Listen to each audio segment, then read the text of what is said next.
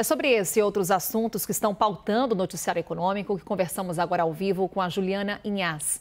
Ela é economista e professora do INSPER. Juliana, muito bem-vinda aqui à nossa programação. Uma boa noite. Olá, boa noite, Carol. É um prazer estar aqui com vocês. Bem, Juliana, como ouvimos há pouco, que o Daniel destacava, o governo defendia uma outra proposta na campanha eleitoral quando a gente fala de isenção do imposto de renda. E aí o Daniel destaca que essa mudança nos planos se dá por uma preocupação fiscal. É uma preocupação pertinente? Essa fórmula que vem sendo debatida agora alivia o impacto fiscal? Olha, é uma preocupação pertinente, sim. A gente, apesar, da gente ter aí a PEC do estouro, como o Daniel acabou de mencionar, a situação fiscal ainda é uma situação séria, né? E ela permanece, né? 2023 é só um ponto, um ano dessa história, desse mandato de 4 anos, e o problema fiscal vai permanecer. Então, é uma preocupação, sim, evidente. A gente teve, durante a campanha, uma promessa, né? Se existia aí a expectativa de que se tivesse uma isenção de uma faixa de renda muito maior, isso não acontece, porque no bom e velho português aqui no Brasil a gente não tem dinheiro, né? O governo precisa, apesar de ter aí espaço, que ele ter ganho espaço durante a tramitação da PEC, etc., ele continua com uma questão fiscal importante na mão que vai precisar ser resolvida.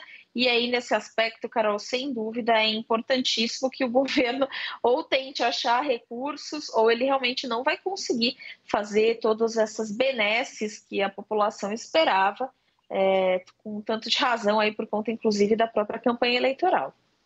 Juliana, a nossa Tainá Falcão, em Brasília, também está conosco nessa conversa. Tainá, por favor. Ô, Juliana, professora, né? Aliás, boa noite para você. Eu queria também abranger outros assuntos, né? A economia está ditando esse início de governo. Foi um ponto comum e importante nas duas campanhas eleitorais. As promessas todas perpassavam pela economia.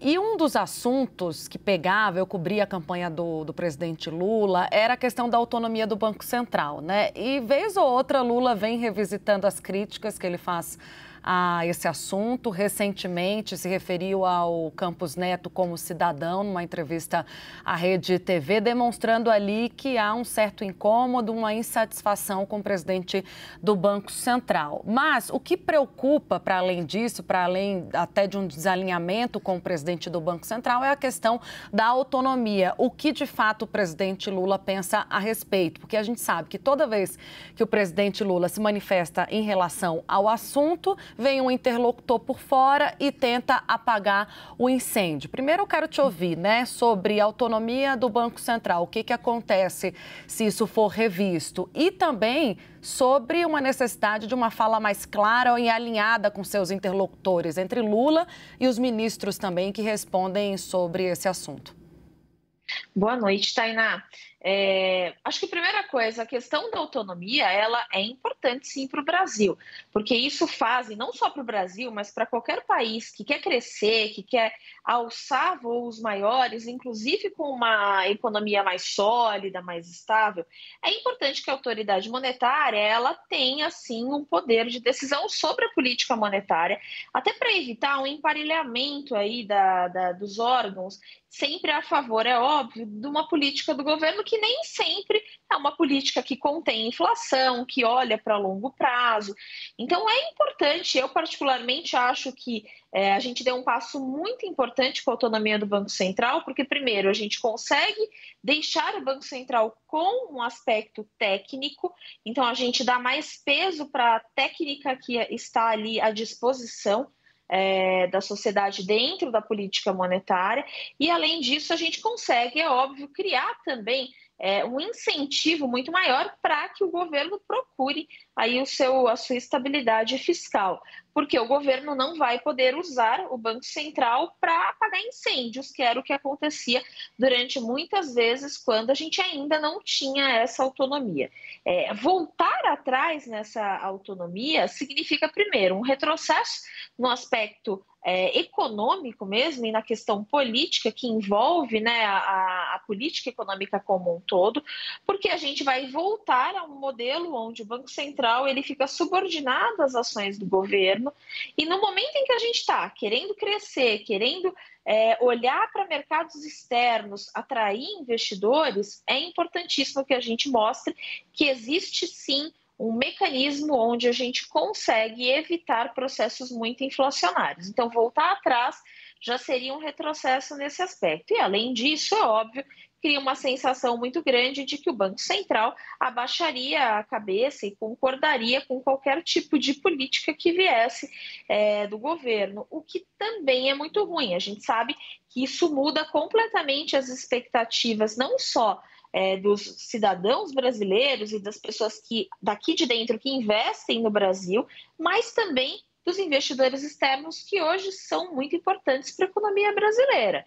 Então, sem dúvida, a gente daria passos atrás, né? Nós daríamos passos atrás, o que diminuiria a credibilidade da política brasileira, poderia criar espaços, inclusive, para se levantar hipóteses sobre qual é a sustentabilidade dos eventuais ajustes fiscais e reformas tributárias, por exemplo, que devem entrar aí na linha nos próximos tempos. Então, acho que é um ponto que o governo precisa, e inclusive o presidente Lula precisa ter bastante calma, acalmar os ânimos, porque como você mesma mencionou, essa dificuldade na interlocução, uma pessoa fala uma coisa, o ministro fala uma coisa, aí o presidente vai e rebate, sempre num discurso muito acalorado, cria uma percepção de que nós não estamos bem. A gente está com um mês de governo, esses 3 primeiros meses são fundamentais, isso dá uma sensação nítida de que existe um desalinhamento que não é bom para quem quer colocar um país como o Brasil nos eixos.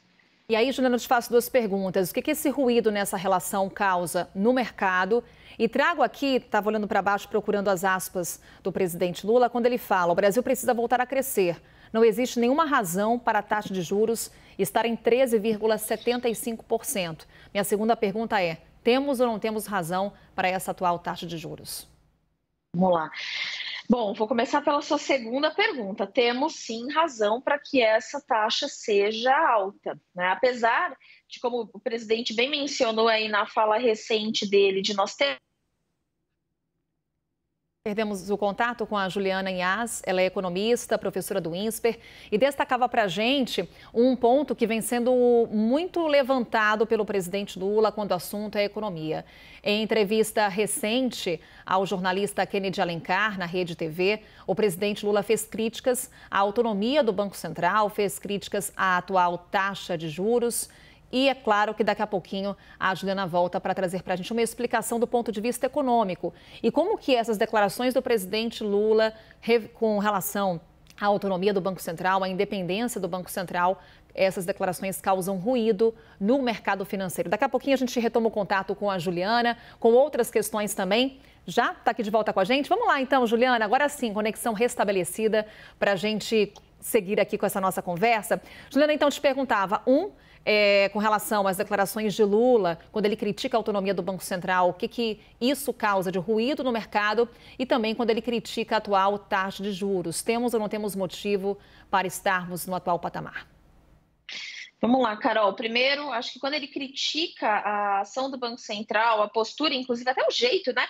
Como ele fala do Campos Neto, a forma como ele se refere, primeiro cria no mercado uma sensação muito grande de que pode-se existir aí um percalço no meio do caminho. Ele pode mudar a política, mudar a orientação que estava sendo tomada, inclusive desde a época da campanha, apesar de todas as críticas, ainda existia uma percepção de que, olha, ele disse, inclusive, claramente, né, temos mais 2 anos de mandato do Banco Central, as coisas permanecem como estão. Então, parecia que havia uma trégua ali, apesar de a gente já saber que ele não concordava e gostaria de ter o Banco Central muito mais aparelhado às decisões do Ministério da Economia, né, agora no Ministério da Fazenda. E cria-se no mercado uma sensação de que pode ser que, saindo o Campos Neto daqui a 2 anos, as coisas mudem radicalmente e ter hoje uma política monetária que é autônoma, que olha para o crescimento econômico, que consegue segurar e conter processos inflacionários que venham de diversos lados. O Brasil sofre esses processos inflacionários, essas influências por várias fontes, é fundamental para o mercado que está olhando o longo prazo, que quer investir ao longo do tempo. Então, isso cria uma percepção de que as coisas podem mudar, aumenta o risco, né? Olha, a gente olha para o Brasil agora com uma desconfiança um pouco maior, e isso pode fazer com que investidores repensem a sua postura e a sua entrada no Brasil. E a sua segunda pergunta, se temos motivos para ter inflação, para ter uma taxa de juros tão alta ainda? Temos. Temos motivos porque, apesar da taxa de inflação hoje já está bem mais baixa do que vivenciamos aí nos últimos 2 anos, ainda existem expectativas de alta dessa taxa. A gente tem visto isso nas últimas semanas com recorrência no mercado. E isso precisa ser tratado. Se a gente, nesse momento em que o mercado está olhando para frente e vendo que a taxa de inflação pode subir, porque o governo é um governo mais gastão, vai gastar mais naturalmente, né? A gente já vê gastos maiores agora no começo desse mandato, são outros ministérios, existem outras políticas em cima da mesa que vão fazer com que o governo gaste mais. Então, isso só por si só já cria uma percepção de uma inflação que pode ser maior. Além disso, o ambiente externo hoje também não favorece, então as expectativas de aumento de preços continuam existindo. Isso tudo faz com que as pessoas olhem para frente e achem que realmente no futuro os preços vão estar maiores. Essas expectativas subindo, elas já justificam uma taxa de juros mais alta. Se nesse momento o Banco Central reduz essa taxa de juros, o que ele faz é jogar um fogo aí no mercado, né? Alimenta a percepção desse mercado de que nós podemos estar alimentando um processo inflacionário ao longo do tempo. Então, infelizmente, hoje nós ainda temos esses motivos. Por isso que o Banco Central é tão cauteloso em tentar manter essa taxa de inflação e essas expectativas controladas para justamente tentar conseguir no médio e longo prazo esse crescimento que o presidente tanto almeja. Tainá. Professora, eu queria uma avaliação sobre, a gente vai falar daqui a pouco sobre esse primeiro mês de governo Lula como um todo, mas eu queria uma avaliação especificamente sobre Fernando Haddad, que a gente sabe sofreu muita resistência do mercado, internamente no PT também, foi bancado pelo presidente da República, Luiz Inácio Lula da Silva, e virou ministro da Fazenda. E tem um desafio à vista, que é passar no Congresso, ou pelo menos conseguir articular junto com o Congresso, tudo indica que está alinhado neste momento, mas na votação é diferente, a reforma tributária. O Fernando, ele é acho que ele é um ministro hoje, nesse momento, que tem se solidificado dentro desse posto. Mas qual é, acho que talvez, a grande questão envolvendo o Fernando? Ele tem capacidades técnicas, sem dúvida, mas o presidente toma muito a dianteira, né? Então, ele deixa muito claro, muitas vezes, tanto direta quanto indiretamente, que a política econômica vai seguir aquilo que é a percepção dele. Isso é ruim para a figura do Fernando, porque mostra que o Fernando pode estar ali, na verdade, tendo que conciliar o que é uma política econômica que, do ponto de vista dele, é a mais acertada, independente de ser uma unanimidade entre nós economistas, entre mercado, enfim, mas ele pode se ver em momentos onde a figura do presidente é tão forte que sobrepõe ações que ele eventualmente tomaria. A gente vê um pouco isso, né? A gente ainda não teve nenhum momento onde a gente tem um grande descolamento das duas percepções, mas a gente já vivenciou nesse um mês momentos em que o Fernando indica um caminho, logo depois o Lula vem e dá um outro tom, até inclusive com relação ao Campos Neto, que nós falamos há pouco. Então, a gente percebe, né, do lado do Fernando ainda, né, ele ainda não toma um protagonismo dentro dessa agenda econômica como nós vimos outros ministros. E isso é ruim, né, porque a gente acaba vendo as decisões econômicas muito mais atreladas à vontade do presidente. Agora, a gente ainda espera, é óbvio, uma postura do Fernando ao longo do tempo. Foi só o primeiro mês, ele vai ter que ser muito forte, ele vai ter que ser muito incisivo para ir adiante com essa reforma tributária, que pode ser, sim, uma virada de chave aí para esse primeiro ano, do governo Lula, porque a gente precisa de receita, a gente precisa arrumar o lado fiscal. Talvez essa reforma tributária, se bem pensada, se uma proposta bem escrita e bem defendida, pode fazer sim com que a gente tenha aí avanços nessa agenda fiscal que vão precisar, sem dúvida, ser complementados com redução de gastos. Juliana Inhas, economista, professora do INSPER, aqui conosco na nossa programação, no CNN Prime Time. Mais uma vez, Juliana, muito obrigada e até uma próxima. Uma boa noite. Obrigada, Carol, Tainá. Um abraço a vocês, uma ótima noite a todos que estão nos assistindo.